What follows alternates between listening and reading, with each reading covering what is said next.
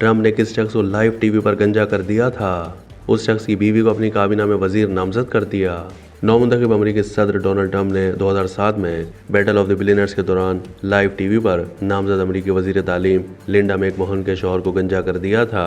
Trump McMahon खानदान के ताल्लुकात की एक तारीख है जो 2007 तक फैली हुई है, जिसका इख्तिताम एक यादगार टेलीविजन लम्हे पर हुआ है जब ट्रंप ने WWE रेसलमेनिया 23 के दौरान विंस मैकमोहन के सर को गंजा कर दिया था। ये तकरीब फोर्ड फील्ड में हुई।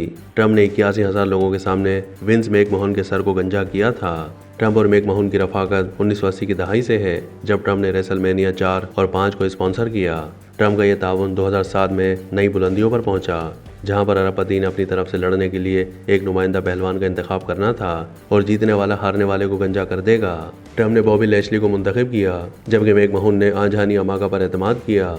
मैच को और मजीद शानदार बनाने के लिए WWE ने लेजेंडरी स्टोन कोल्ड और स्टीव ऑस्टिन को बतौर मेहमान खुसूसी रेफरी के तौर पर शामिल किया। WWE मशहूर शख्सियात को बोर्ड में शामिल करना कोई अजनबी नहीं है।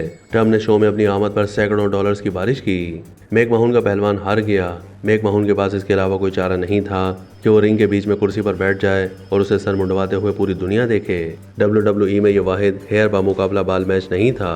2002 में WWE hall of famer Edge ने साबिक WWE चैंपियन कर्ट एंगल के साथ भी ऐसा ही किया था और अगले ही साल क्रिस जेरिको ने WWE के एक और लेजेंड केविन नेश के बाल कटवा दिए थे। याद रहे कि नौमुंतखब सदर डोनाल्ड ट्रंप ने WWE की साबिक चीफ एग्जीक्यूटिव ऑफिसर रहने वाली लिंडा मैकमोहन को सेक्रेटरी तालीम नामजद कर दिया है।